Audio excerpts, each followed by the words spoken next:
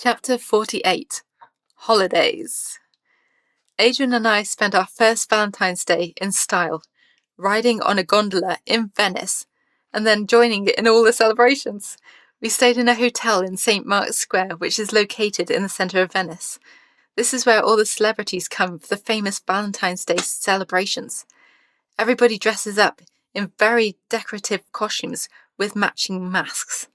These celebrations last for the whole week, and Adrian and I were amazed at both the costumes and the atmosphere. It was a wonderful experience. We also went to see the usual landmarks and saw loads of places on the gondola trip. The whole holiday was fantastic, and I would recommend it to anyone. After our first holiday, we got the bug and had to go again. This time we went to Marmaris, Turkey, which proved a bit of a disappointment. We paid to go all-inclusive, but this seemed just a good reason to eat and drink, even if you didn't need it. We have decided to stay away from all-inclusive for the future.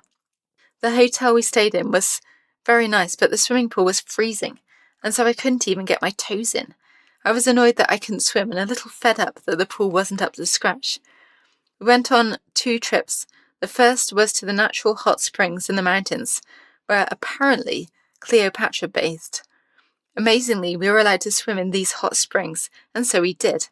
I especially enjoyed this trip because I bought a bright pink bikini, and Adrian bought a stunning marble chest set. The second trip was to some natural mud baths. It took us 5 hours in a hot bus to get there, but it was worth the trip.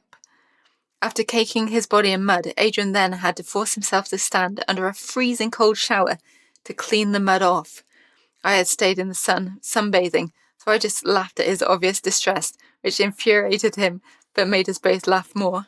On the way back from the mud baths, we were taken on a slight detour to a carpet factory, where we watched as people made the carpets. I was enthralled at how they made those fantastic carpets, and had to buy one.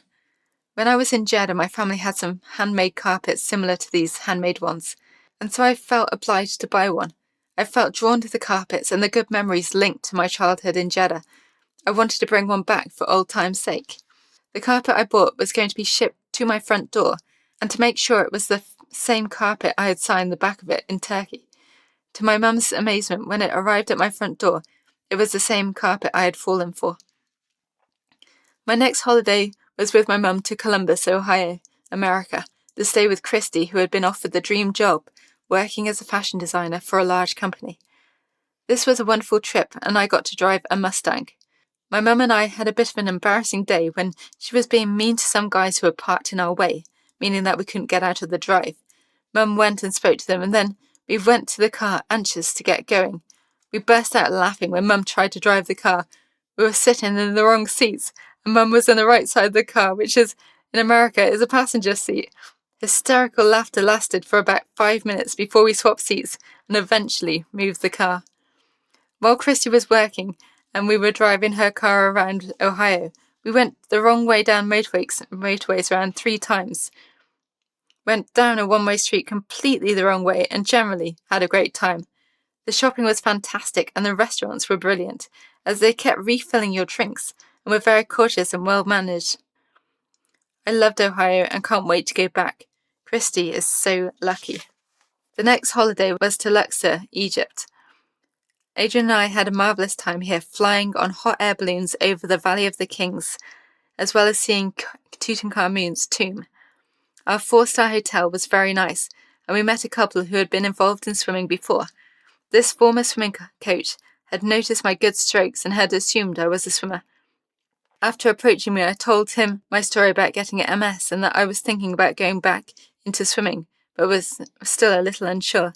This coach and another Scottish coach, who was on the same holiday, both tried to convince me to start training properly again. The seeds were sown, and I started training as soon as I got home. The sights in Egypt were amazing, and the heat was immense. We both came home a lovely colour from the holiday we loved. Barcelona, as part of the Patients Advisory Board, was the next holiday. 5 stars all the way. Adrian and I felt absolutely privileged. We were given lobsters, duck, beef, steak and prawns at incredible restaurants such as the Three Cats, as well as in the hotel. We loved walking down the Ramblas and even doing the work for the PAB was very enjoyable. What a wonderful occasion. This is the only hotel I have ever seen with a swimming pool on the roof. Wow. Christmas came and went, and the next holiday arrived with huge smiles. The Caribbean. Adrian had seen the holiday in the travel agents close to where we lived, and had known that this would be a perfect place for us. Antigua, for 2 weeks in a good hotel, with its pools, the sea, sand, and the 2020 cricket.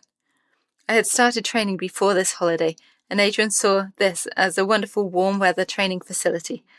I got up early to swim a session, then lay in the sun all day enjoying myself before doing another session in the afternoon. Adrian and I met a young lady in one of the sun cream shops. Lucretia was fantastic for us, as she informed us of the best creams, of the best sites, and she told us about the 2020 cricket match that she was getting tickets for. As I struggled with her name, I nicknamed Lucretia Lucky, which she enjoyed. Lucky bought us tickets for the 2020 match, and we went as a group. As she was a local, we were able to sneak in everywhere. In amongst a large group of spectators, we cheered for the team with our scorecards. On one side of the card was the number 4, and on the other was the number 6. The atmosphere was electric. We were told that only the very rich people stood in the stands, and that everyone else stood or sat on the grass. Everyone was so friendly, and it was a carnival atmosphere. The cricket was good, and I cheered for both teams, ignorant of which side I was sat on. Somebody next to us pointed to Sir Viv Richards, who was walking towards us. We ran to say hi and to get an autograph. I kissed Sir Viv's cheek and gave him a hug. I felt very lucky. We also spotted another of Adrian's heroes, a very tall Kirtley Ambrose. We didn't get to speak to him, but were thrilled that we had seen him. This was a wonderful event, and it makes both Adrian and I smile to think about the fantastic day. Thank you, Lucky. We took a day trip of a lifetime to Barbuda, which was white sand and lovely blue sea, but the problem lies with getting there. We had to ride on a catamaran in a very rough sea for a full hour and a half. It would have been fine without the sound of people throwing up and screaming and crying, all adding to the sound of the boat crashing against the waves. Adrian was holding me in place, trying not to get thrown out over the other side of the boat. Our hands were very sore afterwards, with the boat finally pulled into the shore. The relief was incredible. Is there another way back? We all asked. The answer was no, just the way we had come. Oh no. The day was an experience which was good, but we were certain we will not go back. The white sand and the blue sea did not beat that awful journey. Going back, the journey was better, as the driver of the catamaran tried to ride the waves, causing less bumps and less sickness. Climbing into bed that night, we felt exhausted but relieved. Our best trip of the fortnight was a guided tour around the island of Antigua. We were shown many plants that do the jobs of plasters, saw famous dockyards, saw other sites, and bought some handmade jam. We travelled around the whole island in one day and saw some breathtaking scenery.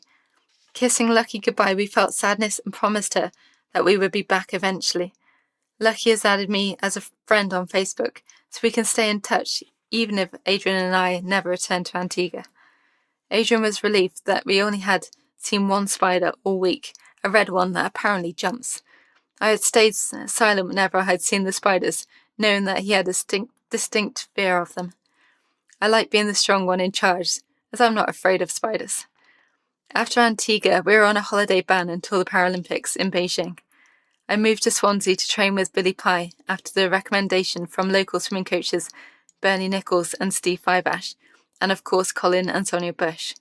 8 weeks later, I was at the Olympic trials in Sheffield. My life as a swimmer had begun.